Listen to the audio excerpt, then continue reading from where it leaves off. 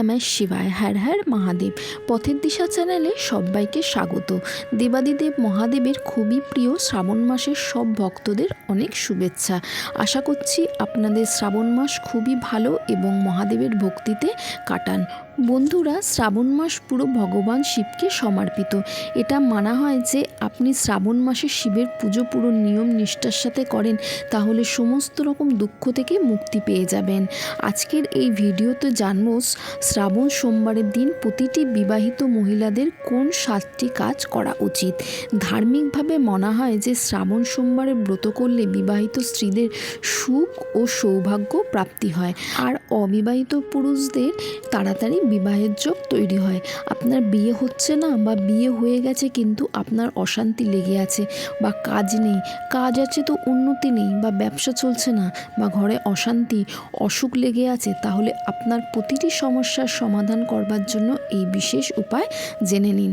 শ্রাবণ মাসে বিশেষ করে বিবাহিত মহিলারা ভিডিওতে বলা কাজগুলো অবশ্যই করুন, এতে আপনার পরিবারের মধ্যে খুশি দেখতে পাবেন আর ঘর গৃহস্থ ভালোভাবে যাবে। নাম্বার 1 হচ্ছে শ্রাবণ মাসে মহাদেবের পুজোর সাথে মহিলাদের কিছু বিশেষ কাজের কথা বলা হয়েছে, যেটায় দেবী পার্বতী অত্যন্ত প্রসন্ন হন আর অখণ্ড সৌভাগ্য বরদান দেন। সবুজ রং সুখের সাথে সাথে শ্রাবণ মাসের প্রতীক। এই সময় চারিদিকে সবুজ হয়ে থাকে আর প্রকৃতিও সবুজ চাদরে মোড়া থাকে। এই সময় মহিলাদের নিজেদের হাতে সবুজ চুড়ি পরা উচিত।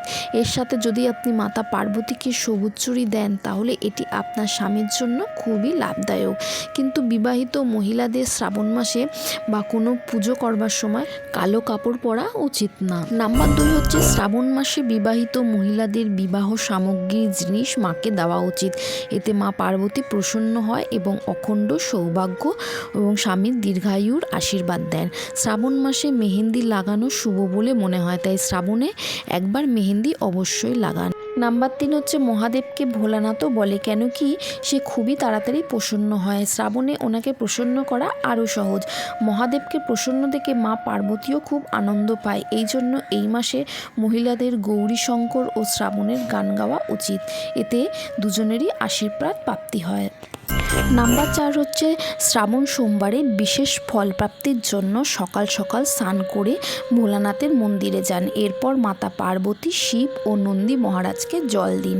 এরপর শিবলিঙ্গে চন্দন, বেলপাতা, ধুতরা অর্পণ করুন। এরপর শিবকে সাদা রঙের মিষ্টি বা মিছরি দিয়ে ভোগ দিন। সিঁদুর, হলুদ শিবকে অর্পণ করবেন না, ভাঙা চাল দেবেন না। সিঁদুর, হলুদ এগুলো স্ত্রীতত্ত্ব, তাই এগুলো দেবেন না।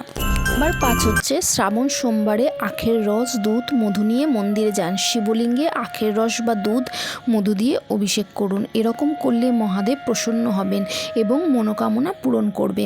শ্রাবণ মাসে রুদ্রাভিষেক করলে কালসর্পদোষ দূর করার জন্য খুবই উত্তম। রাহু ও কেতুর অশুভ প্রভাব ও এর ফলে কমে যায়।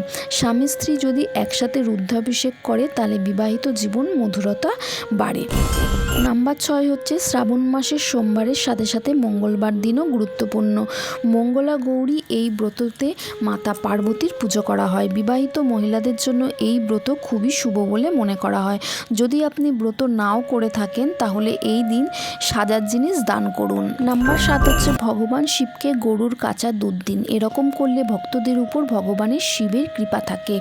শ্রাবণ মাসের সোমবারের দিন উত্তর দিকে মুখ করে ভগবান শিবের পুজো করুন। ঘিয়ের প্রদীপ জ্বালান। শিব চল্লিশা বা মহামৃত্যুঞ্জয় মন্ত্র পাঠ করুন, এতে শিব অত্যন্ত প্রসন্ন হয়। যদি কোনো ভক্ত শ্রাবণের প্রত্যেক সোমবার উত্তর দিকে মুখ করে ওং নমঃ শিবায় মন্ত্র শ্রদ্ধার সাথে 11, 21 বা 108 বার জপ করে তাহলে শিব প্রসন্ন হয়। এছাড়া গরুর খাবার খাওয়ানো, সময় পেলে গোয়ালা গিয়ে গরুদের সেবা করুন। এছাড়া যদি অনেক দিন ধরে কোনো অসুখে ভোগেন তাহলে শ্রাবণ মাসে রোজ কাঁচা দুধ, কালো তিল দিয়ে শিবলিঙ্গে অভিষেক করুন আর শিবলিঙ্গে দেওয়া বেলপাতা খান, এতে আপনার শরীর ভালো হবে। তো বন্ধুরা, ভিডিওটা ভালো লেগে থাকলে ভিডিওটাকে লাইক করে দেবেন এবং কমেন্টে অবশ্যই হর হর মহাদেব লিখবেন, আর চ্যানেলটিকে কিন্তু সাবস্ক্রাইব করতে ভুলবেন না। পাশে থাকা বেল আইকনটা প্রেস করে অল নোটিফিকেশানটা অন করে দেবেন, যাতে করে নতুন কোনো ভিডিও আপলোড হওয়ার সাথে সাথে সবার আগে আপনাদের কাছে নোটিফিকেশান চলে যায়। ধন্যবাদ।